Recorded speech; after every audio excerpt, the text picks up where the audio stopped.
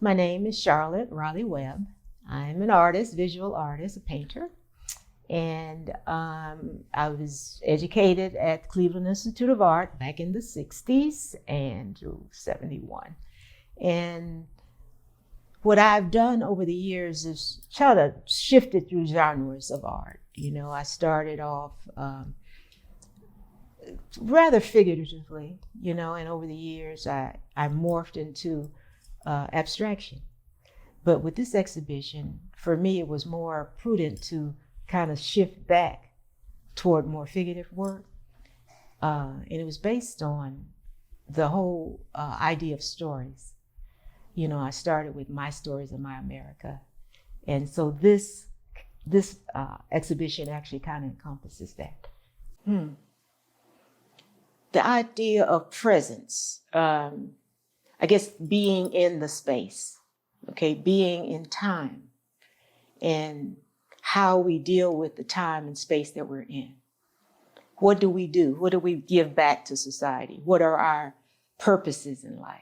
I think that as I got older, I sort of narrowed down the things that I professionally do, what I purposely do, what I enjoy doing.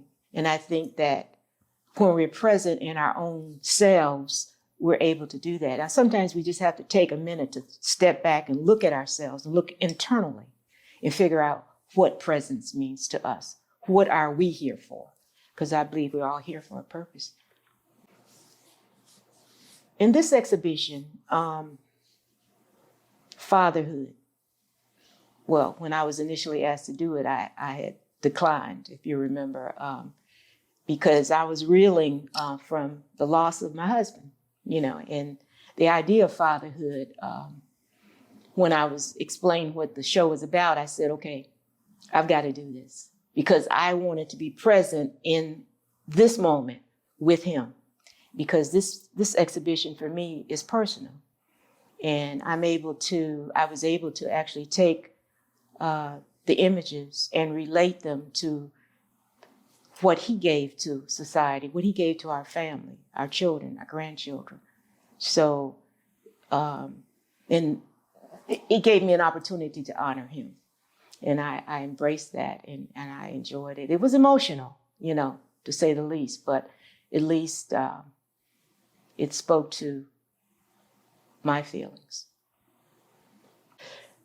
In My Soul Looks Back in Wonder, I took advantage of Antiqua symbols, which I often use in a lot of my work, especially in the abstract pieces, because the Antiqua language actually speaks a lot to our culture, and it actually personifies what our struggles, what we have, as a people, have gone through. And in that piece, if you look closely into it, the looking back, and we always talk about having to be able to look back at our past in order to justify and to move forward. And if we don't do that, even with our children, if we don't share our culture and our beliefs and our presence, as you say, with our kids, we lose them. There's too much going on that we don't step up to the plate for. And I think that if we can do that and show and share things that mean a lot to us as good people and African-American Black men, we've got to be able to do that in order to save our generations of children.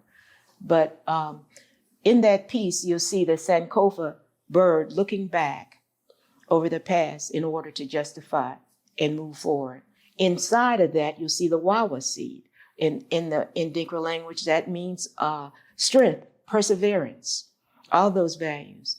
Going across the top of the piece, you'll see the faith symbol.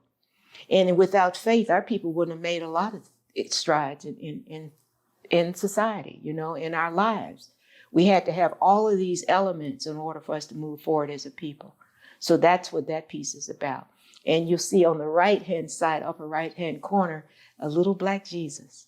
And if we didn't have that image, our grandmothers, grandfathers, our ancestors, our fathers haven't had that image, how in the world would we have made it? We had to have something that we could look forward to and hang on to. And sometimes that's all you see. You see in our homes, in my grandmother's home, there was white Jesus, there was a black Jesus.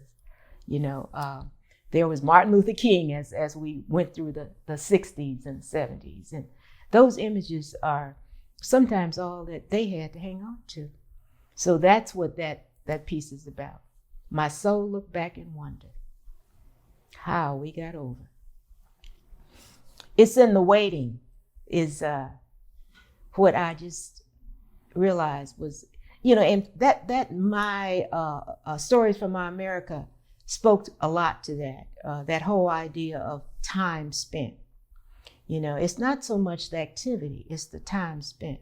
Now, that exhibition had Give Those Yeast Rolls Time to Rise. And that was, as little black girls, our grandmother would sit us at the table and she talked to us. And it wasn't so much about cooking yeast rolls. It was the time spent where she impart these values in us. And I noticed with my dad, which I had the very good fortune of having two really good positive role models as I grew up and actually came into my second marriage. My father was a good provider. He was a good, solid type of gentleman. And he imparted good values in his two girls. And I had the privilege, I'll say, of being in a family that nurtured us, you see. And then with my second marriage, I was fortunate enough to be able to watch that with his kids. Now, when I married him, the children are already grown. But I am so much aware, even now, of what he put in those kids, because they carry that values as grown men in their children, And, my husband was a very, just amazing artist. But even more so than that, he was an amazing man. The fact that he had so much heart, kind, gentle giant of a man. And I was looking at some photographs the other day, and I noticed he's always in the background.